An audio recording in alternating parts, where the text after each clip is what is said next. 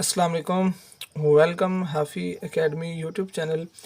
आज हम linear programming problem का जो बेसिक फिजिबल सॉल्यूशन है, ठीक है, उसका एक क्वेश्चन फाइंड आउट करने जा रहे हैं। उसको सॉल्व आउट करेंगे, ठीक है, और इसकी सारी टर्म्स को देखेंगे ये किस तरह से सॉल्व होगा। इस तरह का पहले एक क्वेश्चन फुली डिटेल के साथ, ठीक है, स्टेप बाय स्टेप चैनल पे अपलोड है, ठीक है, आप प्ले लिस्ट से देख सकते हैं।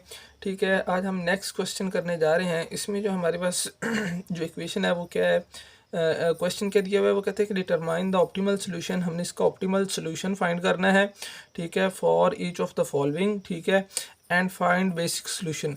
और हमने बेसिक सोल्यूशन फाइंड करने हैं, ठीक है, और हमने वैल्यू जो फाइंड करनी है वो फाइंड करनी है मैक्सिमाइज़ की। ये हमारे पास जो वैल्यू है वो है z is equal to 4x1 plus 3x2, ठीक है, 3x2 प्लस 6x3, ठीक है। इसका हमने मैक्सिमाइज फाइंड करना है, ठीक है। अब हमारे पास जो इसके सब्जेक्ट्स हैं, जो इक्वेशंस हैं, इनइक्वालिटीज़ हैं, वो कौन कौन सी हैं। फर्स्ट नंबर पे हमारे पास आती है 3x1 plus x2 plus 3x3 less than equal to 30। उसके बाद जो हमारे पास नेक्स्ट है, ठीक है, वो है हमारे पास 2x1 plus 2x2 plus 3x3 less than equal to 40, ठीक है। अब आगे हमारे पास कंडीशंस हैं x1 x2 x3 ये ग्रेटर देन 0 से हैं, ठीक है। अब हमारे पास जो हमारा इसका सोल्यूशन है वो हम स्टार्ट करते हैं, ठीक है।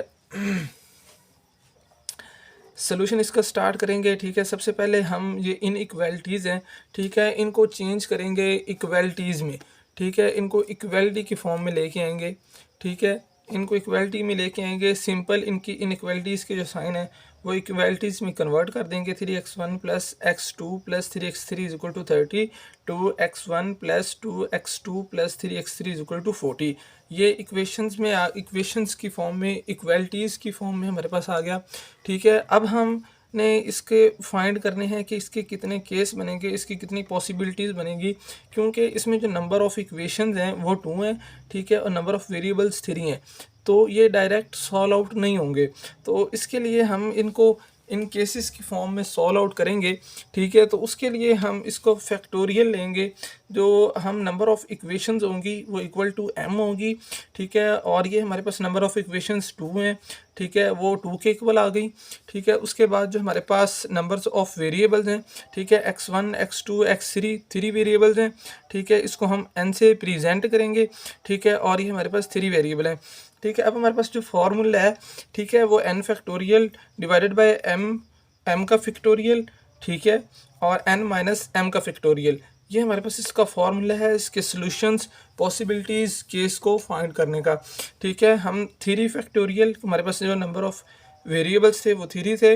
उसके बाद हमारे पास नंबर ऑफ़ इक्वेशन 2 का फैक्टोरियल 3 माइनस 2 फैक्टोरियल, ठीक है। इसका 3 का फैक्टोरियल 2 तक ओपन करेंगे तो हमारे पास आएगा 2 मल्टीप्लाई 2 का 3 मल्टीप्लाई 2 का फैक्टोरियल, ठीक है। और ये हमारे पास 2 का फैक्टोरियल ये से कैंसिल हो जाएगा, ठीक है। ये हमारे पास 3 बच जाएगा, 3 डिवाइडेड बाय 1, तो हमारे पास 3 आ जाएगा। इट मीन कि हमारे पास जो पॉसिबिलिटीज़ होंगी, जो केस बनेंगे वो 3 बनेंगे, ठीक है। अब हम आते हैं अपने केस 1 की तरफ, ठीक है। अब हमने इसके जो केस बनेंगे वो देखेंगे। केस के अंदर हमारे पास 2 चीज़ें होंगी, ठीक है। एक हम बेसिक वैल्यूज़ लेंगे, ठीक है, और एक नॉन बेसिक वैल्यूज़ लेंगे। बेसिक के अंदर हमारे पास x1 और x2 फर्स्ट टाइम हम लेंगे, ठीक है, क्योंकि हमारे पास इस वक्त 3 वेरिएबल हैं, x1 x2 x3, तो हमने कोई से भी 2 कंसिडर करने हैं। 2 इस वजह से कंसिडर करने हैं कि हमारे पास जो नंबर ऑफ़ इक्वेशंस हैं वो 2 हैं, ठीक है। तो हमारे पास इट मीन कि हमारे पास जितनी नंबर्स ऑफ इक्वेशन होंगी उतने ही वेरिएबल्स होंगे, तो हमारा जो क्वेश्चन है वो सॉल्व आउट होगा, ठीक है। इसमें नॉन बेसिक जो होगा वो है हमारे पास x3, ठीक है। अब हम इसके अंदर x1 और x2 की वैल्यू ले लेंगे, ठीक है। x1 की वैल्यू हमारे पास 3x1 और x2 की वैल्यू है x2, हमने ले ली इक्वल टू 30, ठीक है। उसके बाद 2x1 प्लस 2x2, ये हमारे पास इक्वेशन जो सेकंड इक्वेशन है उसके अंदर x1 और x2 की वैल्यू है, ठीक है, इक्वल टू 40, ठीक है। अब इनमें से आपस में कोई भी कैंसिल आउट नहीं होता तो हम इनमें से कोई भी एक वेरिएबल्स को दूसरे वेरिएबल्स के इक्वल करेंगे, ठीक है। उसके लिए हम जो इक्वेशन 1 है, ठीक है, उसको 2 से मल्टीप्लाई कर देंगे, ठीक है, मल्टीप्लाई बाय 2, ठीक है। इससे मल्टीप्लाई बाय 2 करेंगे तो ये 2x2 हो जाएगा, ये भी 2x2 हो जाएगा, तो ये कैंसिल आउट हो जाएंगे, ठीक है, जिससे हमारे पास जो वैल्यूज़ हैं वो आसानी से फाइंड आउट हो जाएंगी, ठीक है। 2 से मल्टीप्लाई करने के बाद ये हमारे पास आया 6x1 plus 2x2 is equal to 60। ठीक है, यह हमारे पास एज इट इज़ आ गया 2x1 plus 2x2 is equal to 40। ठीक है, अब हमने इसको इसके जो साइंस हैं वो चेंज किए, माइनस माइनस माइनस। ठीक है, ये इससे कैंसिल आउट हो गया। ठीक है, उसके बाद 6 माइनस 2x1, ये हमारे पास 4x1 बचा, और 60 में से माइनस 40, ये हमारे पास 20 बच गया। ठीक है, इसको हमने सॉल्व आउट किया। ठीक है, x1 is equal to 20 divided by 4, ये हमारे पास 5 आ गया। x1 की जो वैल्यू है हमारे पास वह है 5। ठीक है, उसके बाद हमारे पास ये जो 5x1 निकला, x1 की वैल्यू जो 5 है, इसको हम इक्वेशन 1 या इक्वेशन 2 किसी की भी अंदर पुट करेंगे तो हमारे पास जो x2 की वैल्यू है वो फाइंड आउट हो जाएगी। तो हमारे पास इसको पुट करते हैं इक्वेशन 1 के अंदर।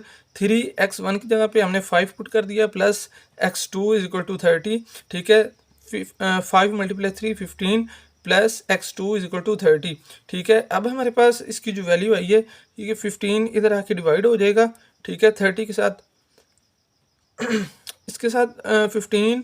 ठीक है, 15 यहाँ पे हमारे पास पॉजिटिव है, यहाँ पे आके ये नेगेटिव का हो जाएगा। ठीक है, 30 माइनस 15। ठीक है, ये हमारे पास 15 बच जाएगा। 30 माइनस 15।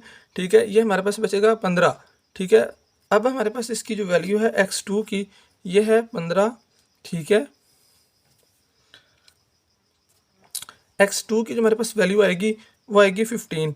ठीक है, केस 1, ये हमारे पास इसके जो सोल्यूशन आए हैं वो 5 और 15 आए हैं, 5 और 15। ठीक है, अब हम आएंगे पुट ऑन z। अब हमारे पास इसके जो सोल्यूशन हैं वो आ चुके हुए हैं। ठीक है, इसको अंदर हम z के अंदर पुट करेंगे। z की जो हमारे पास वैल्यू है वो है 4x1 plus 3x2 plus 6x3। ठीक है, इसके अंदर हम 4x1 की जगह पे हम 5 पुट करेंगे।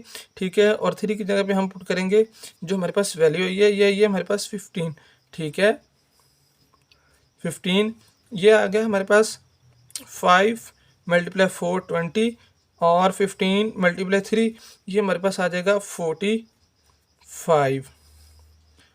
ठीक है, 45 ये हमारे पास टोटल बनेगा, वो बनेगा 45 प्लस 45 प्लस 20, ये हमारे पास बन जाएगा 65।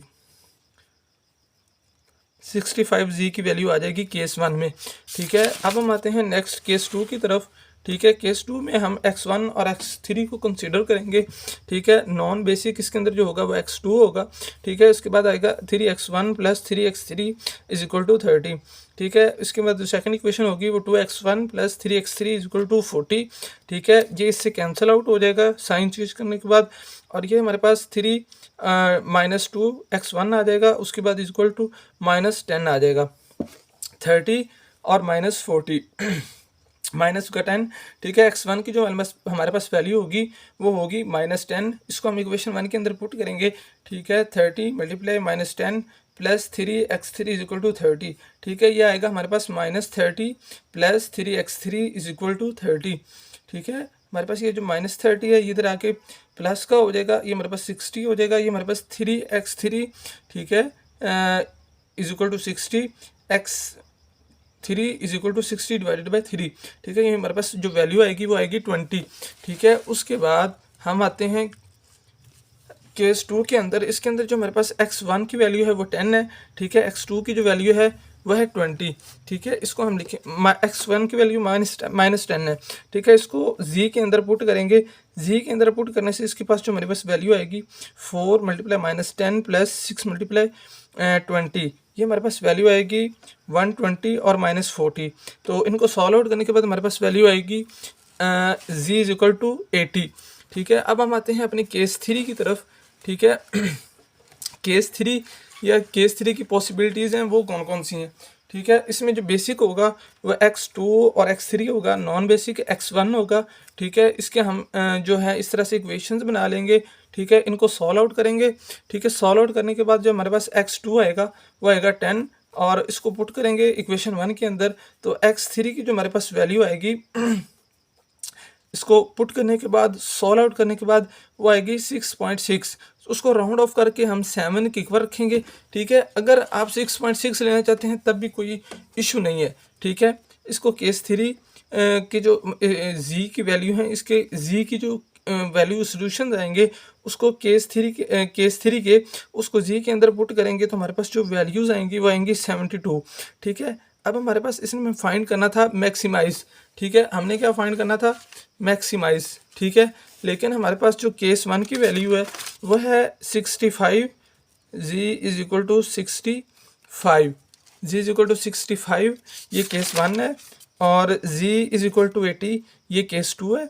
और z इज इक्वल टू 72, ये है केस 3। तो हमने मैक्सिमम जो वैल्यू है वह है हमारे पास केस 2 की, ठीक है। तो हम लिखेंगे so z maximise at case 2 solutions of x1 and x3, ठीक है। x1 और x3 के जो सॉल्यूशंस है वहाँ पे जो z की वैल्यू है वो मैक्सिमाइज है। तो इसके साथ हमारा आज का जो क्वेश्चन था वो पूरा हुआ। अगर आपको वीडियो अच्छी लगे तो वीडियो को लाइक करें, ठीक है, अपने दोस्तों के साथ शेयर करें और चैनल को ज़रूर सब्सक्राइब करें। थैंक यू, अल्लाह हाफिज़।